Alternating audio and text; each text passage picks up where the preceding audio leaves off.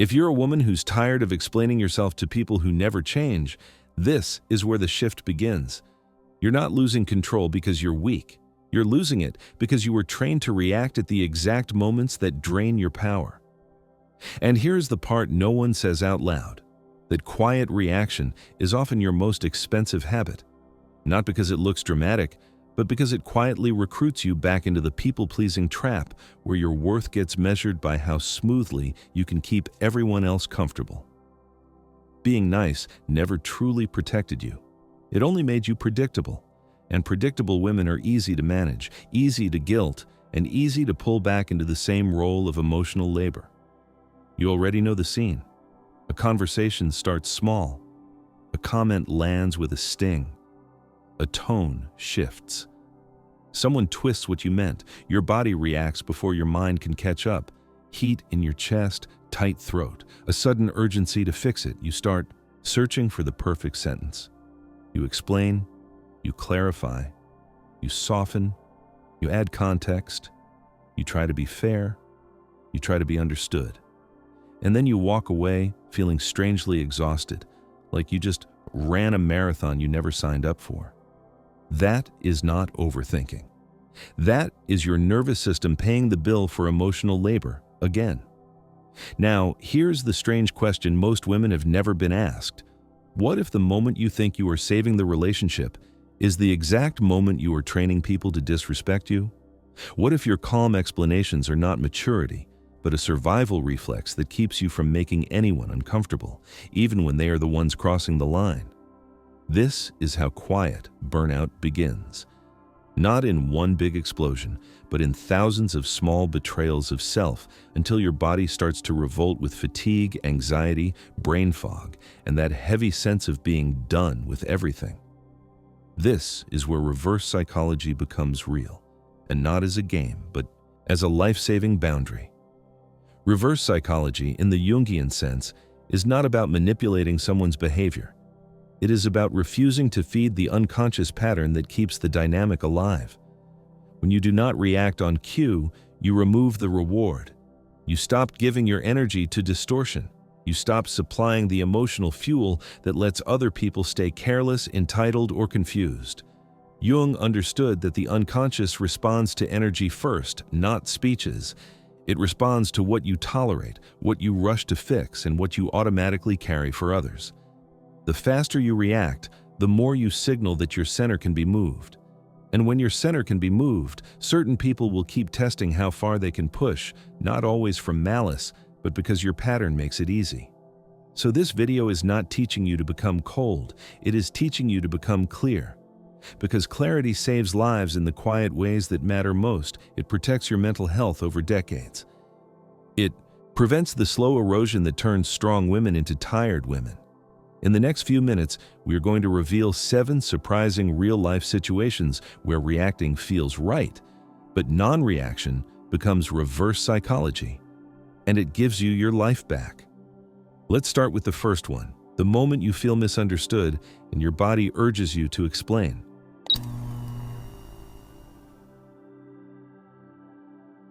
You can feel it coming before you even speak, that urge to fix the air in the room. Your sister drops a joke at dinner that stings like a pin, and everyone laughs a little too fast. A coworker says, "I didn't mean it like that," when you both know exactly what was meant, and now you are expected to make it all smooth again. At home, you bring up something real and get the classic reversal. Why are you making a big deal out of this? In a second, the topic changes. It is no longer about what happened. It is about you, your tone, your timing, your intentions, your character.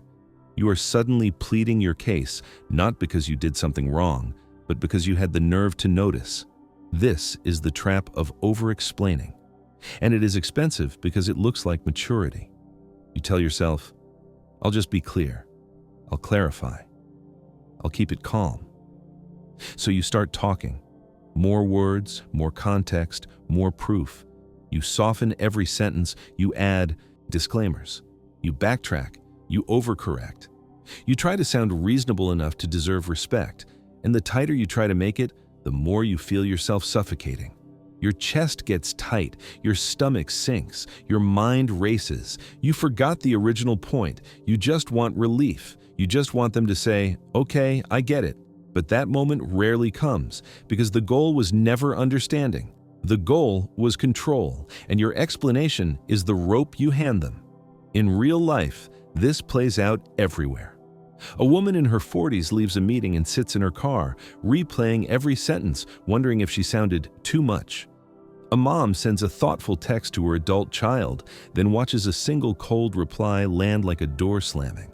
A friend shows up late again, and when you finally name it, she cries, tells a story, creates a crisis, and suddenly your boundary turns into a courtroom where you are the defendant. If this feels familiar, it is because you were trained to treat self-defense as selfishness and peacekeeping as love, even when it is costing you your mental health. Jung would call this a form of psychological possession, not spooky, practical. An unconscious script takes over, and it says, "Prove you are good, then you will be treated fairly." That is why reverse psychology here is not manipulation. It is non-participation. It is silent. It is refusing to perform your innocence for people who profit from your emotional labor. You stop feeding distortion with paragraphs. You pause.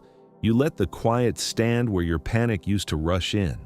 And in that space, truth surfaces on its own. People reveal themselves. Most importantly, you remember who you are when you are not begging to be believed, and that is where the real peace begins.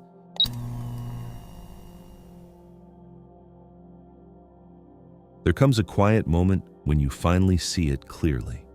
The conversation you are in is not really a conversation, it is a setup, a familiar script. The other person is not leaning in to understand you, they are leaning in to feel you react. They are waiting for the raised voice, the rushed apology, the long explanation, the emotional scramble that tells them they still have a hand on your nervous system. And when that realization lands, something inside you loosens.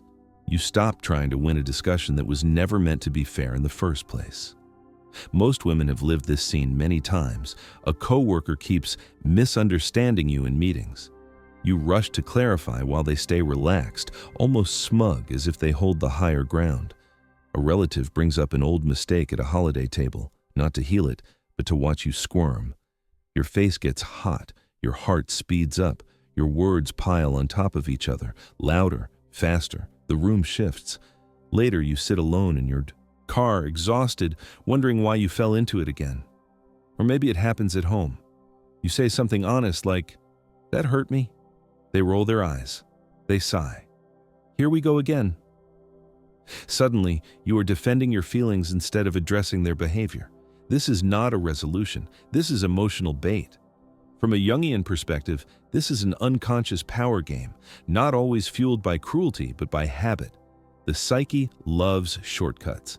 If someone can pull a predictable reaction from you, they never have to face themselves. They never have to slow down. They just press the same button and watch you spin. That button is often your urge to be understood. You need to be seen as reasonable. That is the people-pleasing trap wearing a polite face. It whispers, "If I just explain it better, this will finally make sense." But every extra word keeps you in the ring. And the ring is where the dynamic survives. This is where reverse psychology is often misunderstood. It is not the silent treatment. It is not a withdrawal meant to punish. It is not coldness or control. Calm non-participation is a boundary, not a weapon. The silent treatment is meant to make the other person suffer. Calm non-participation is meant to protect your center. You are not trying to teach them a lesson. You are choosing not to abandon yourself. So instead of escalating, you pause, you breathe, you stop performing, you say something simple, something grounded. "I'm not continuing this right now. This isn't productive. We can talk later." Then you step away, you leave the room, you end the call, you stop typing, you do not storm off, you do not disappear in anger, you simply remove your energy from a space that is feeding on it. This is why it works, especially for women who have carried emotional labor for decades.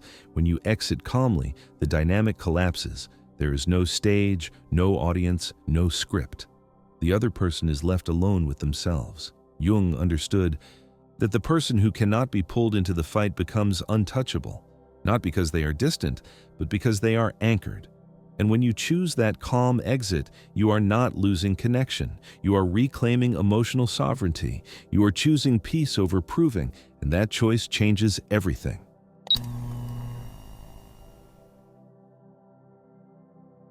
At some point, you wake up and realize your kindness has been scheduled like an appointment.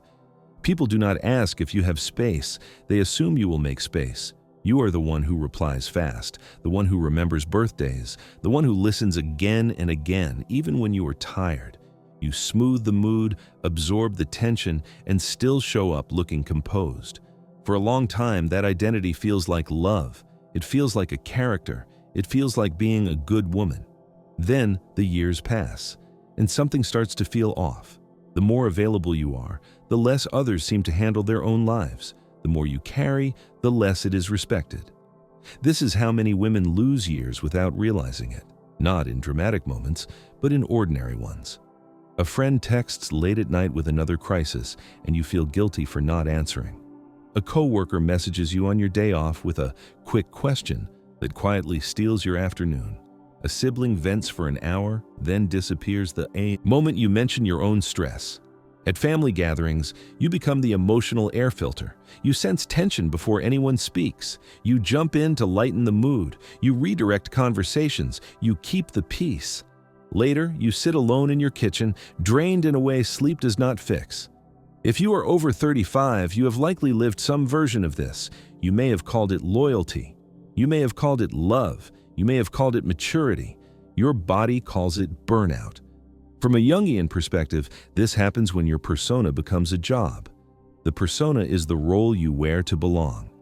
For many women, that role becomes the reliable one, the understanding one, the fixer, the calm presence everyone leans on. These qualities are not the problem. The problem begins when you cannot take the role off. When a persona turns into a job, the system around you starts to depend on it. People unconsciously assign you a function. You become the emotional manager, the human buffer, the unpaid therapist.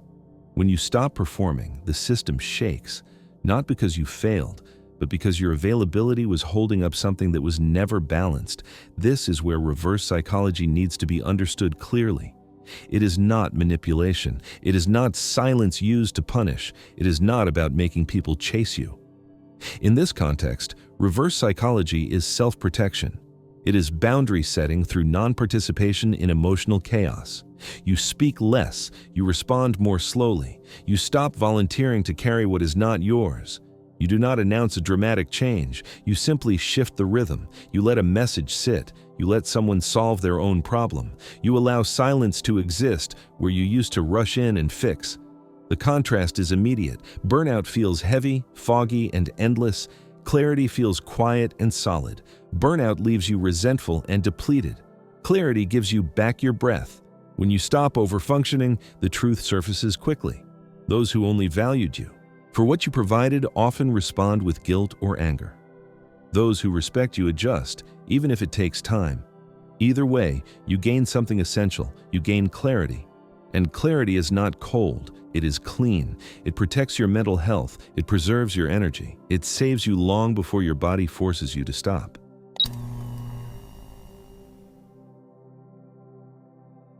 Something changes the first time you choose not to respond, and it is quieter than you expected. There is no applause, no dramatic soundtrack. Just a small pause inside your chest, like the air finally settling after years of living with the volume turned up.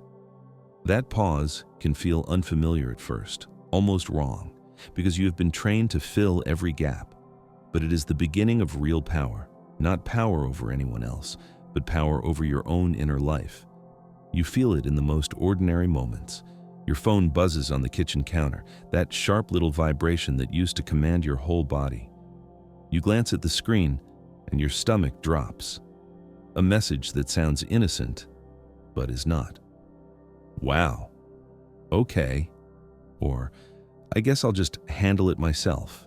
You can practically hear the tone behind the words. In the past, your thumbs would already be typing, explaining, smoothing, defending, trying to land on the perfect sentence that prevents fallout. This time, you feel the AE.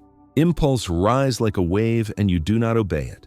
You set the phone face down. You notice your jaw unclench. You take one breath and let the moment stay unfinished. Then there's the meeting. The fluorescent lights, the stale coffee, the subtle pressure of people watching without really watching. Someone drops a comment that twists your work into a question about your competence. You feel heat creep up your neck.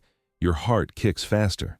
That old reflex shows up, the urge to clarify immediately, to sound calm enough to be taken seriously. But instead of jumping in, you pause.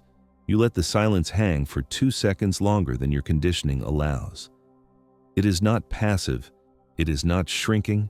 It is active. It is you choosing not to run emotional labor in public to prove you deserve respect. And something fascinating happens. The room adjusts. Someone else speaks. The moment moves on. You are still intact. This is the turning point where silence stops meaning submission and starts meaning sovereignty. Passive silence is what you learned as a girl. Bite your tongue, keep the peace, make yourself smaller so the room stays comfortable. Active silence is different. It is a boundary. It is a refusal to participate in distortion. You are not freezing people out. You are stopping yourself from being pulled in. You stop correcting those who are committed to misunderstanding you. You stop playing fair with people who keep changing the rules. From a Jungian perspective, this is individuation in motion. It is the moment you return to your own center instead of orbiting someone else's moods. For years, many women live like satellites, constantly adjusting their tone, their timing, their words so nobody else feels unsettled. Jung understood that when you stop reacting automatically, you reclaim psychic energy that has been scattered across other people's expectations. That reclaimed energy shows up as clarity. You sleep more deeply. Your chest feels lighter. You stop. Replaying conversations like a courtroom transcript. You trust your own perception again. This is reverse psychology in its cleanest form. Not manipulation, not strategy, but self-protection. You are no longer rewarding the pattern with your urgency. You make one quiet promise to yourself. I will not abandon myself to keep the peace. When you live from that promise, your boundaries do not need announcements. They become visible through your rhythm, your pauses, your calm exits, your steady refusal to chase validation. And life responds. Some relationships grow quieter, some fall away, others deepen with surprising ease. People who relied on your quick reactions may feel unsettled, not because you became cruel, but because the old access is gone. And for the first time in a long while, you realize peace is not something you negotiate for. It is something you choose, moment by moment, by staying rooted in yourself.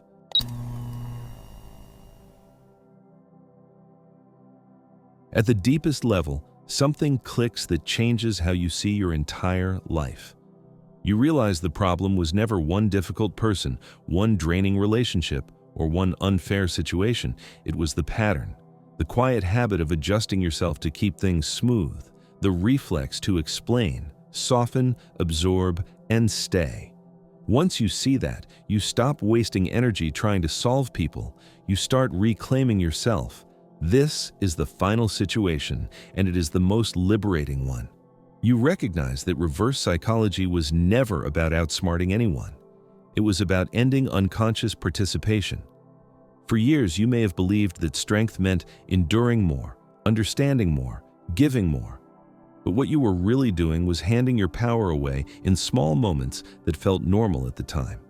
Answering when you were tired, explaining when you were already clear, staying when your body was quietly asking you to leave. None of that made you kind. It made you vulnerable. The shift happens when you stop confusing warmth with self-sacrifice. You do not become harsh. You do not become numb. You do not harden your heart or close yourself off from connection. You simply stop leaking energy. You stop reacting out of habit. You pause before answering. You check in with yourself before agreeing. You choose presence over performance. That is not coldness, that is maturity. From a Jungian perspective, this is the completion of individuation. It is the moment when your inner authority replaces external approval. You no longer need to be validated by being useful, agreeable, or endlessly available. Your sense of self becomes rooted inside you rather than negotiated in every interaction. Jung believed that when a person lives from this inner center, the psyche organizes itself naturally. Anxiety decreases, resentment fades, decisions become clearer because they are no longer filtered through fear. Real life reflects this change in quiet but unmistakable ways. Conversations feel simpler. You say what you mean without rehearsing it 10 times in your head. You listen without feeling responsible for fixing everything. You notice when something does not feel right, and you trust that feeling enough to act on it. Some people drift away, others step closer. Neither outcome feels like a crisis anymore. It feels like alignment. This is how reverse psychology saves women, not through clever tactics, but through self-respect practiced consistently. It protects your mental health by reducing chronic stress. It prevents burnout by stopping the constant drain of emotional labor. It gives you back time, energy, and clarity that no amount of explaining ever could. You begin to live from choice instead of reaction. The most powerful lesson in all of this is simple. Real control is not control over others. It is control over your own responses. When you live from that place, manipulation loses its grip.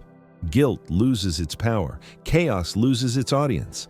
The world cannot play you the same way anymore because you are no longer playing along. You do not need to announce this change. You do not need permission for it. You live it quietly, steadily, and with dignity. And over time, you discover something that changes everything. Peace is not something you earn by giving more of yourself away. It is something that arrives when you finally decide to stay with yourself, no matter what. If this touched something sacred inside you, don't let it fade into silence. Like this video, subscribe, and turn on notifications. Your presence here is not just support, it's resonance. And if you feel moved to give back, your donation becomes a quiet but powerful gesture that helps keep this light alive for others still walking in the dark.